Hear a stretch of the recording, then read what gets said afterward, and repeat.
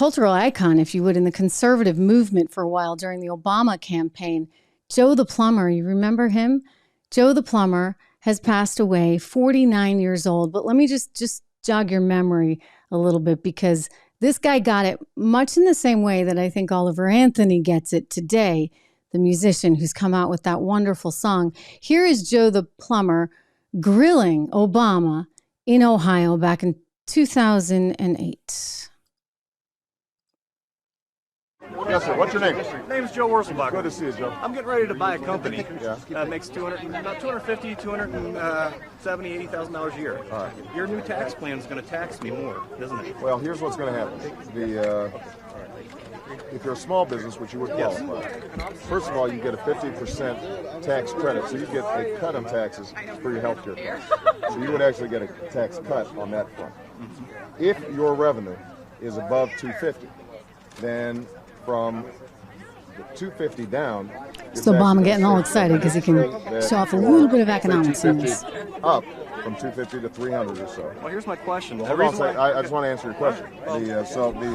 So for that additional amount, you'd go from 36 to 39%, which is what it was under Bill Clinton. Yeah. So the reason we're doing that is because 95% of small businesses make less than 250, and so what I want to do is give them a tax cut. Okay. I want to give all these folks who are bus drivers, teachers, auto workers who make less, I want to give them a tax cut. And so what we're doing is we are saying that for folks who make more than 250, that marginal amount above 250, they're going to be taxed at a 39 instead of a 36% rate. Well, the reason why I asked you about the American dream, Right. I mean, I've worked hard. I'm a plumber. Well, I work, 10, 12 hours a day. Absolutely. And I'm, buying this company, and I'm going to continue to work that way. Right. Now, if I buy another truck and add something else to it and, build the company, right. I'm getting taxed more and more. Well, you'll fulfilling the American dream. So but here's the way of thinking about it. Okay. So now he's going to just bore him to death here. But you know what? Joe the Plumber was onto something. In other words, there is a kind of policy in place right now, courtesy of Obama and plenty of other politicians, that effectively penalizes you from trying to achieve any success. It's like they want to keep you down on the farm. They'll reward you for not creating a business. But if you create the business, they want to go and tax you some more? I mean, how does that make sense?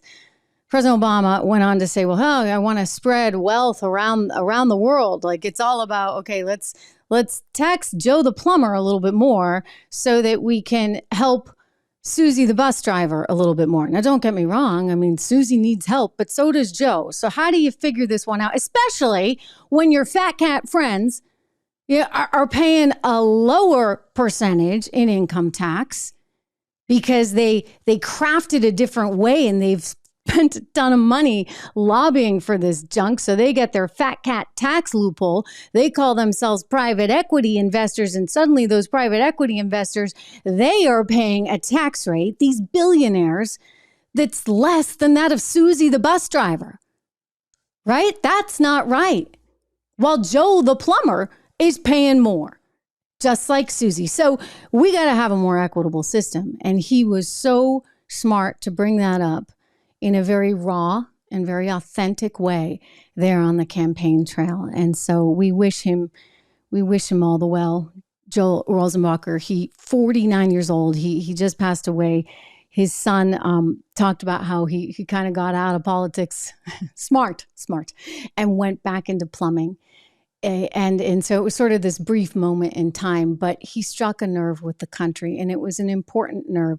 And it's one that we got to keep talking about over and over again, because we got to create a system that's more fair so that people in the middle class have a shot at getting something more. They're not penalized for each little bit of success, while the uber wealthy don't pay taxes. Heck, if you're Hunter Biden and you're making millions of dollars off of Romania, China, and Ukraine, apparently don't have to pay any taxes at all. And it takes years for the IRS to catch up to you. It's kind of sad. Hey everyone, Trish Regan here. If you enjoyed that clip, please do me the favor of subscribing to the channel. Just hit that little subscribe button right over there. Did I do that right? Not quite, but you know where it is. Subscribe to the channel, hit the bell so that you get the alerts, and I'll see you back on the show.